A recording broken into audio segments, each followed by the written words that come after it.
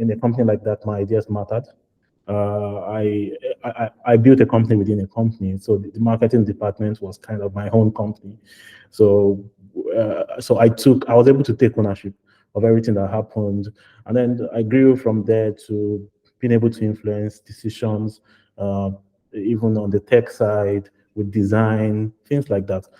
All right, so thank you very much, Daramola, for joining this edition of our Identity podcast. Before we go into conversation, the main agenda behind the podcast is essentially to help young professionals that are mainly starting out. That is the target, but not just limited to them. It can actually be established mid-level professionals who have gotten to a particular level in their career, and they just need to gain an insight into the journey of other professionals, how they've been able to get from point A, that is being graduates to wherever it is that they are, and essentially just trying to get so much out of your experience. So, ladies and gentlemen, this is Daramola Ben, a marketing and performance marketing executive with over 6 years of experience running winning marketing campaigns and creating strategies for global brands like Jumia, creating marketing campaigns across multiple platforms. He is currently the head of performance of Home of Performance in the UK, and obviously you're going to tell us a bit more about that. So I'm going to leave all of that to you. So the number one question that I want us to like dive into, so that we can have a feel of you, is particularly about your journey, Daramola. How did you do it? How did it start with you? Thank you so much for the opportunity. I'm very grateful for this. It's always exciting to be able to share your story with people, so that people can actually learn and possibly apply those things, apply whatever, and avoid the mistakes that I have made, and try to scale faster. Basically, it's been a very exciting experience for me. So it's not a grass to grace story. Something it's not like that at all. But it's not been easy anyway. Either ways. So I started out in Nigeria. To be honest, I started out. Uh, I started thinking about technology when I was 7. Fortunately, I served in Benin, Edo State, and I served in a school called Benson Idahosa University. And I worked very closely with the dean of social sciences, a very, very old man, but he had a very young heart. Yeah. He was old. He was about 65 at the time. He's no longer with us now, Professor Boreme. And he had a very young mind. He loves technology. He's just his computer, his phones. He reads up on technology. He used to be in politics, and all of those things. Just he marvels at what we can. You say what we can achieve with technology. So one of the things he did at the time in BIU was to enable the department or the faculty. He was dean of the faculty. Um, for technology as much as he could. So he would encourage people to submit assignments via emails rather than printing it out. He would encourage people to research with Google.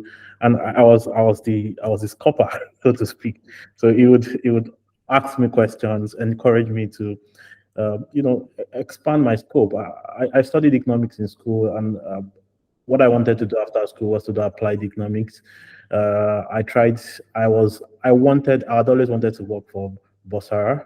Bosara is an applied economics kind of forum, a company in Cameroon.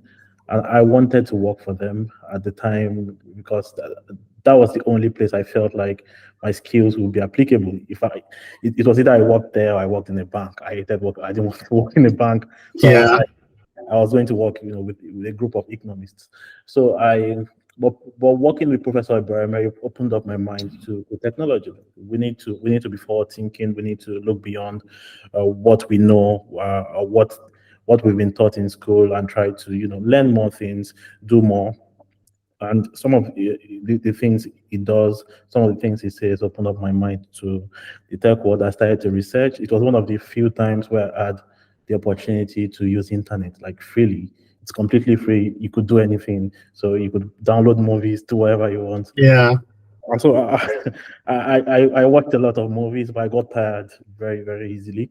And because I'm a person who is given to books and research based on my course in school, economics, it's a very daunting course. So I I worked closely with him, and then I started to take courses, random courses on Udemy.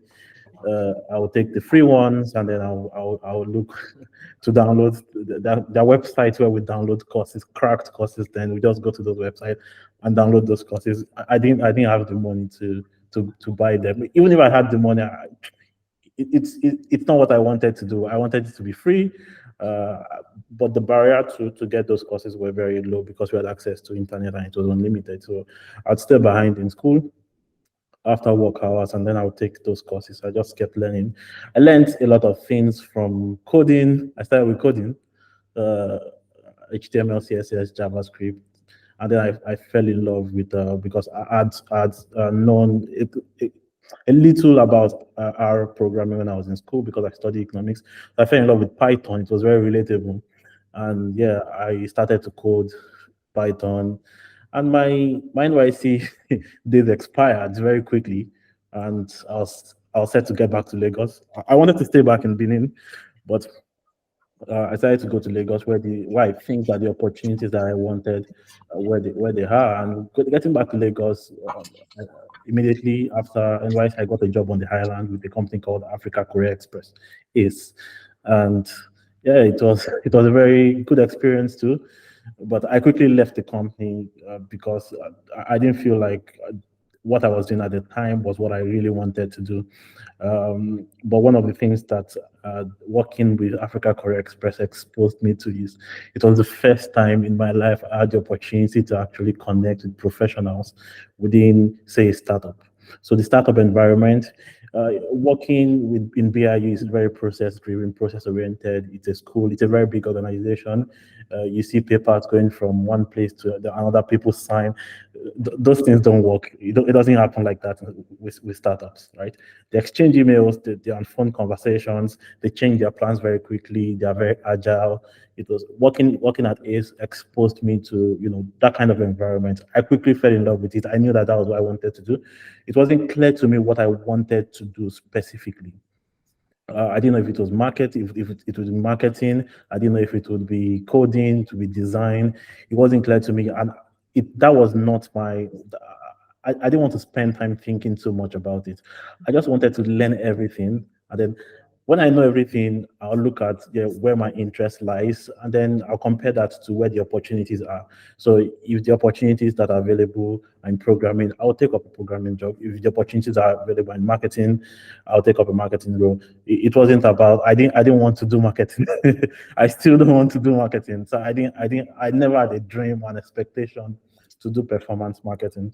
It's just that I learned everything, and I just waited to have the opportunity. I mean, there was a time where I had 5 CVs. I had a CV for a UI UX role. I had a CV for a front end role. I had a CV for a digital marketing role, and sorry, please, I had a CV for a content marketing role, and I would apply to jobs and take interviews based off all of these roles.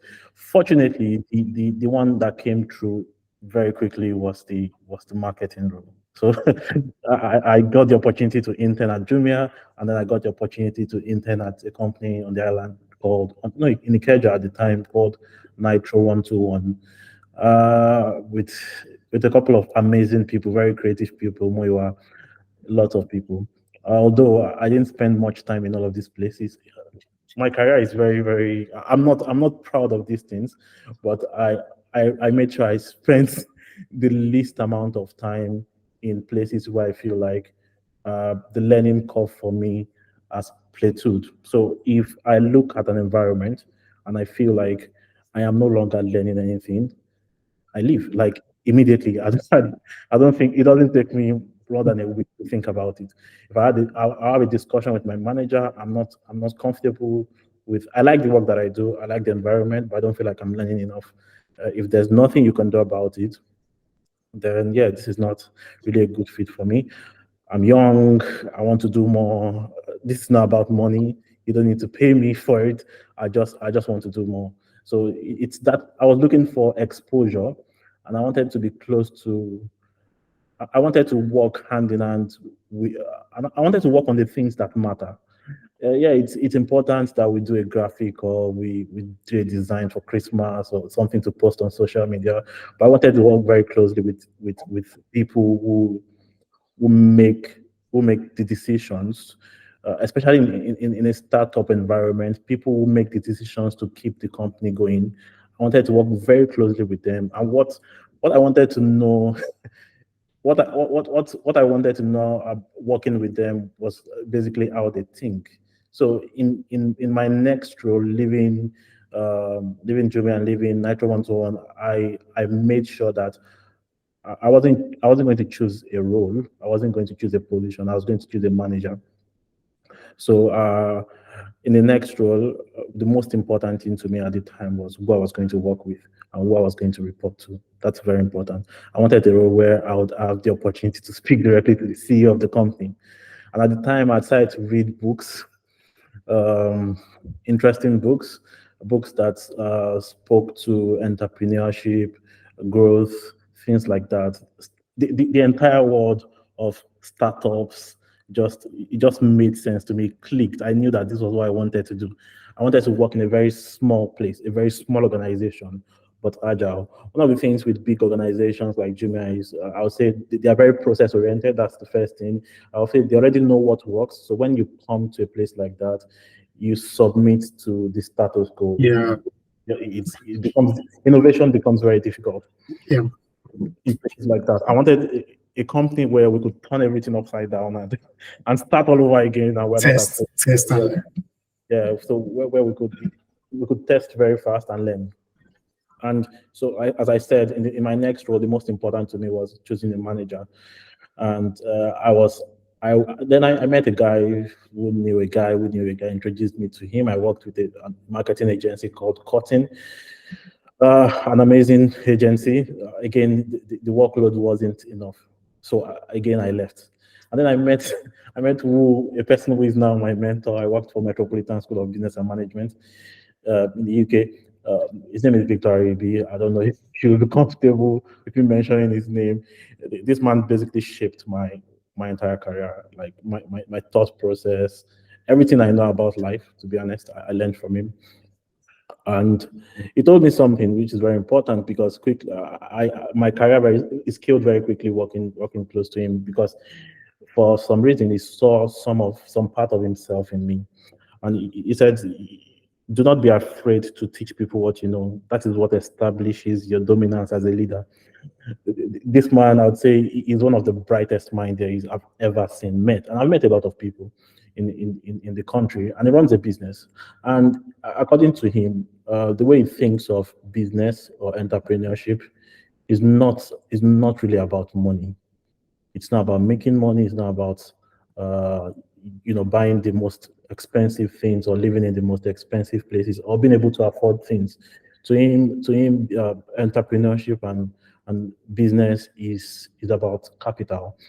And what that means to him is that he has an idea of how the world should work. He has an idea of how things should function. He has an idea of how, for example, the political system in the country should run. He has an idea of how the education system in the country should run.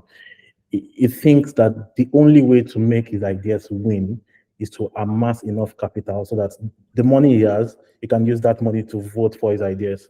So instead of being friends with politicians or even becoming a president, becoming a governor, he's able to build things, structures, systems that kind of confounds what we currently are. For example, he built a business called MSPM. MSPM is a tertiary institution in the United Kingdom, serves the Middle East, serves Africa. So people are able to get an MBA from your home online. It's the first of its kind in Africa. When at the time when he built it, and why he built that was because of the current structure of the education system in the country. He had an idea to change the education system. The only way he could do it was through entrepreneurship. If he had gone through the path